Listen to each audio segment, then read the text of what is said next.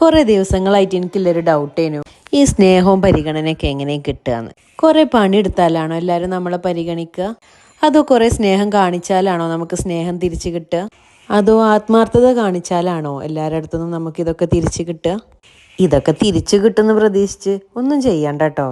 കിട്ടിയാൽ കിട്ടി, പോയാൽ പോയി, അത്രേ ഉള്ളൂ കാര്യം. വീട്ടിലെ പണിയൊക്കെ ഒറ്റയ്ക്ക് എടുത്തു എന്ന് വരുത്തി തീർക്കണം. ഭയങ്കര ആത്മാർത്ഥത ഉണ്ടെന്ന് കാണിക്കണം. സ്നേഹം ഉള്ളതായിട്ട് അങ്ങോട്ട് അഭിനയിക്കും വേണം. ഇങ്ങനെയുള്ളവരെയൊക്കെ എല്ലാവർക്കും ഭയങ്കര കാര്യമാണെന്ന് എനിക്ക് തോന്നിയിരിക്കണം. കൂടുതൽ ആത്മാർത്ഥത കാണിച്ചവർക്കൊക്കെ പറയാനുണ്ടാവുക, ഇതുകൊണ്ടൊന്നും ഒരു കാര്യമല്ല എന്നും നമ്മളെ ചൂഷണം ചെയ്യാനുള്ള അവസരമായിട്ടാണ് മറ്റുള്ളവർ കാണുന്നത് എന്നും. നേരെ പോകുന്നവർക്ക് നേരെ കല്ലെറിയാനാണ് എല്ലാവർക്കും ഇഷ്ടം. അതാണ് ഈ ലോകം.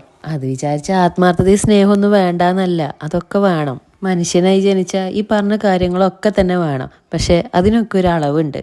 അമിതമായാൽ അമൃതവും വിഷമെന്നല്ലേ.